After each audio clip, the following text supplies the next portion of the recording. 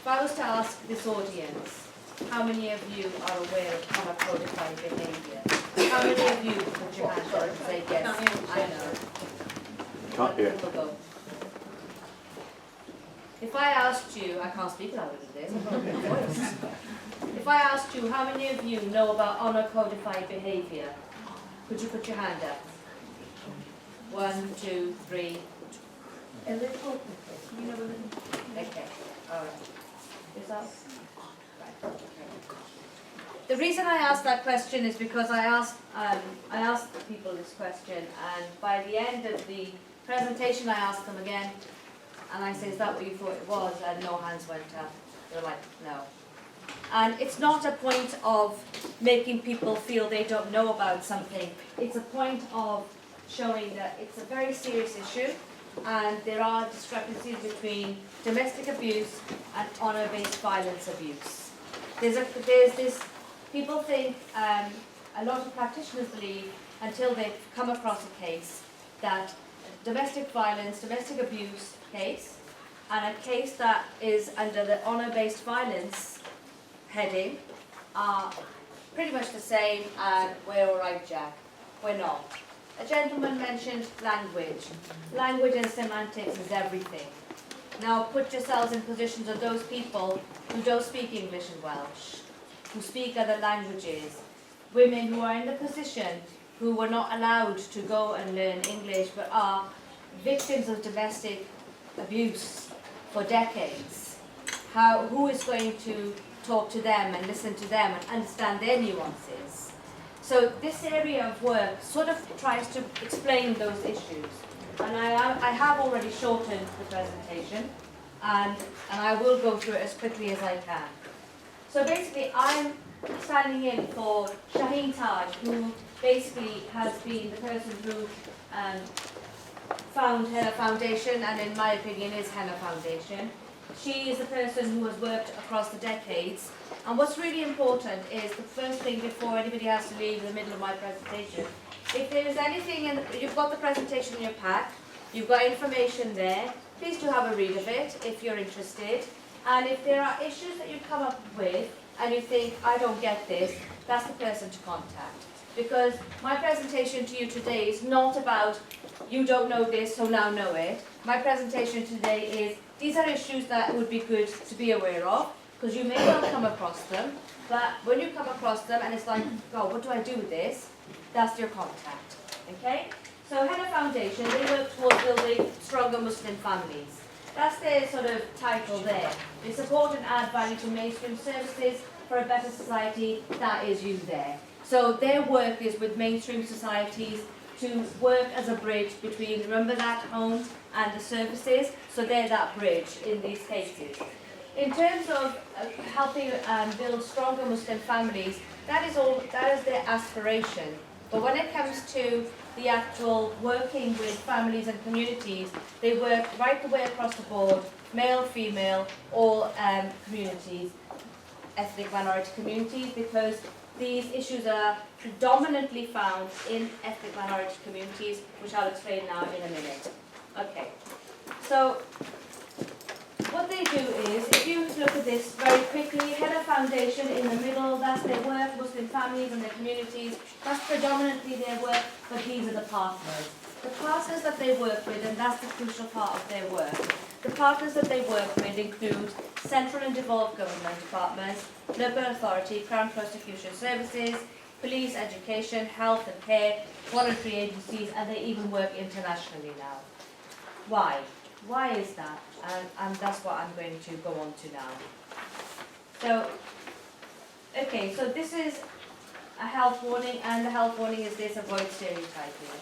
I'm talking about honour-based violence, that it relates to people that come from, relates to minority of people that come from regions of Far East, East, Middle East, Asia, Russia, Japan, China, and Africa included. This is a way of life that is practiced amongst all those cultures. It is not related to faith. It is related to a way of life. So, what is this honour codified behaviour? The practice of honour-related abuse is at odds and difference with the compassions of faith principles and human rights. Full stop. There's no argument about that. It must be noted, as with all sections of society, it is a minority that intend to cause harm. In line with best practice, justice and equality, it is important to strike a balance and not stigmatise or vilify communities, religious, cultural and social practices and foundations. Slides in this pack that you have are presented in the context that I'm explaining to you and are not intended as a standalone resource to be reproduced. So when you would like to work with these slides, please engage with Hannah Foundation. Okay, so honor codified behaviour, what is that? It's shaped and profiled by a myriad of motivators, push factors, influences of feudal and patriarchal systems. I'm going to just say this in plain English. Basically what this actually means is this is a way of life and system. So you've got a family here in the UK suffering, somebody's in there is being abused. They might be they may be taking their daughter to carry out female genital mutilation. They may be actually taking their son or their daughter, because it happens to both, for a forced marriage. Okay, these are the practices that take place under honor codified behaviour.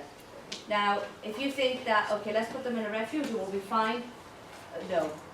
But the first thing you do, and the reason why it's so important in North Wales is that you might find that people from south are going to be sent up north because they have to put distance as much as possible between the families and the person who's being victimized.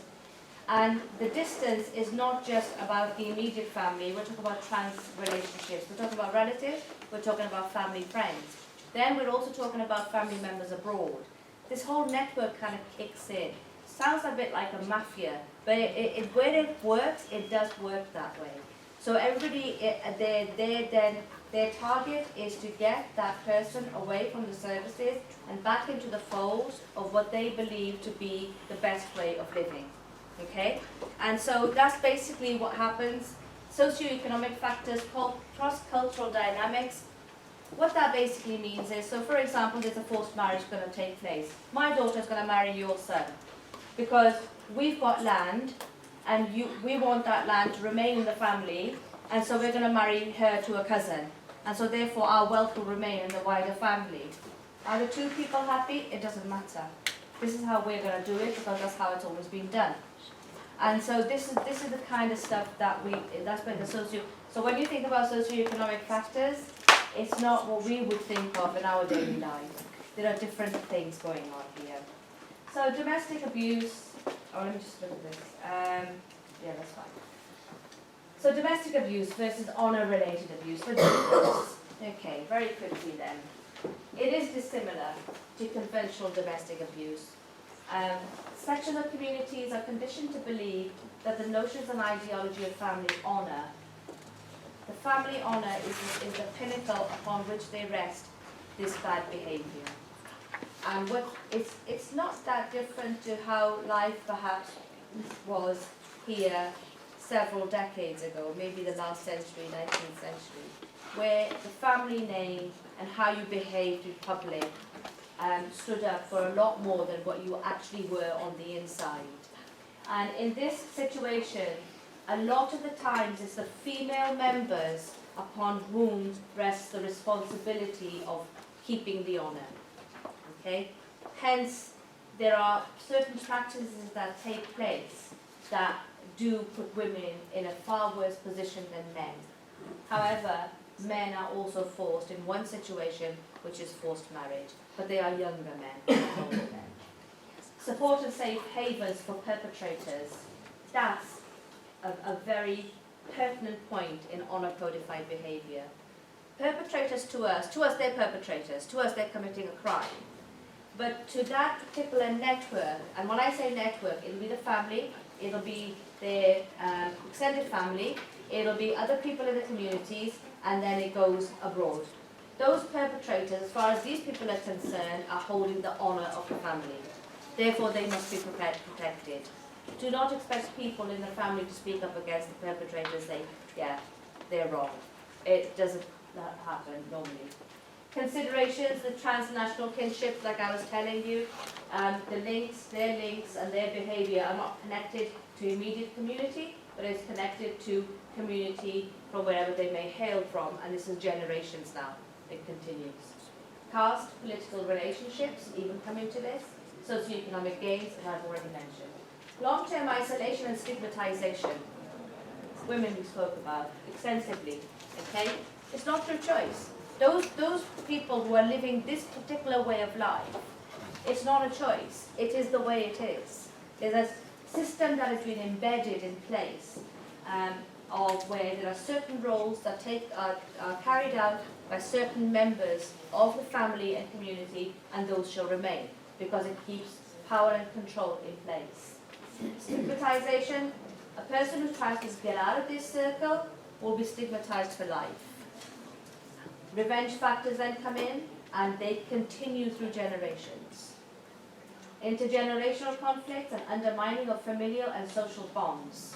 So basically, the fact that my daughter, let's say, does not want to marry my relative's son, my daughter's feelings are not important here.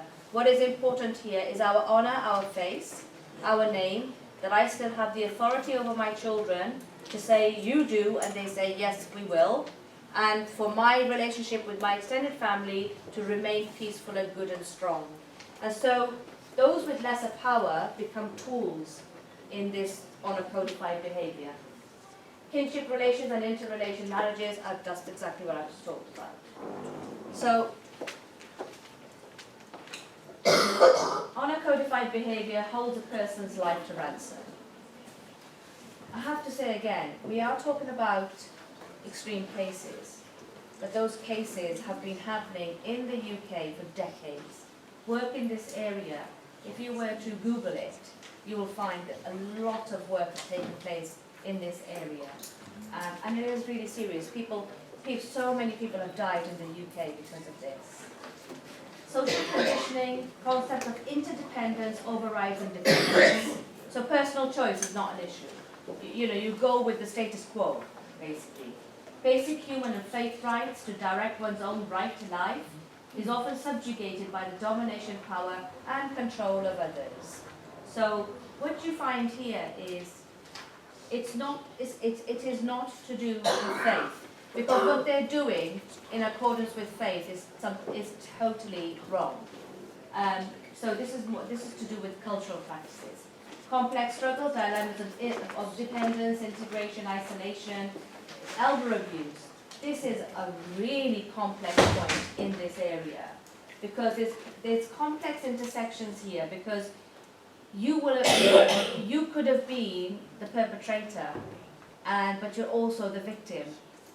And often older women, find themselves in that position, that they were a perpetrator, they were also a victim, they kept this behaviour going, something comes along the line and they realise, no more. But for them to get out is, I would say, virtually impossible. So at this point, if you think about that dynamic of the home environment, the services, the gap in the middle, and then language, culture, it's one of the most isolated places that these people find themselves. And this is where Henna Foundation and others, what they basically do is they keep up their work in a particular area of a community, which is quite diverse and quite vast. And it's about building relationships with that community, with those people, and then when trust builds up is when those conversations then open up, which is when the victims reveal themselves. So this is why I wanted to be really, really sure that most of you heard this, because the actual title, honour-based violence, and the actual understanding and then working with it is very, very sensitive. It's done, it can be done, it's not undoable, but it is very, very sensitive. Okay, I'm nearly there. So all I want to show you is just to consider, and this is not different to anybody else. We all have this. We are the person in the middle. We have physical, social, sexual, spiritual, maybe or maybe not, emotional, mental. These are the things that make us up. Family context, community networks, education, work-life challenges. Nothing is different for a person living that life and for you and I. However, what is different is how the family context and the community networks impact on our lives as positive, but on somebody going through honor-based violence, that will become very negative to escape. And that's the difference between the two. So, seeking help, and you may find yourself in this position, okay? And if this ever happens and you're at a loss, you can, like I said before, the head of foundation is a point of contact.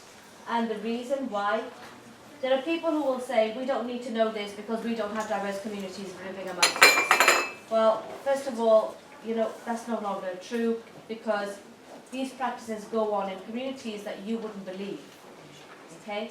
It doesn't just happen to people who visibly look different, okay, like I do, all right? And I don't come from this background, but it happens to people who have literally lived 2 streets away from me in my city of Cardiff.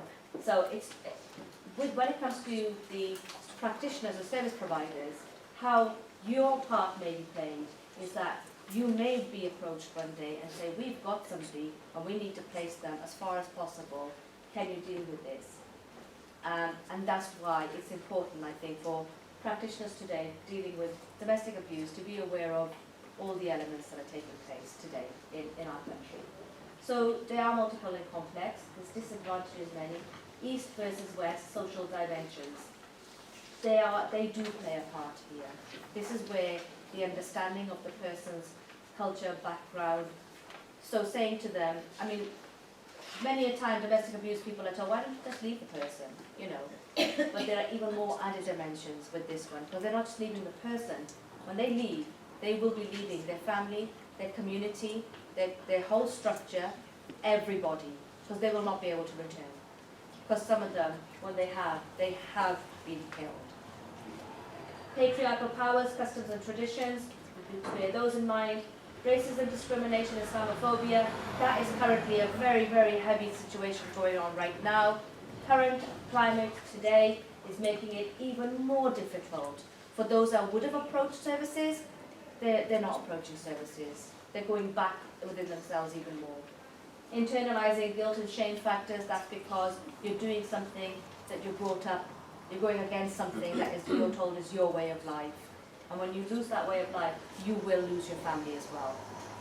Revenge and reprisals, so, you know, when families are involved, your daughter's gone, should have married my son, that's it, you know, fighting takes place, and it does. Trust and confidence, who do we believe in? That is from the perspective of the victim. Who do they believe in? And for them to believe in somebody and take the step is the most difficult thing to do. But the one who takes that person in that case, they carry a very heavy responsibility because of all these issues. And I'm just going to stop there. Thank you so much.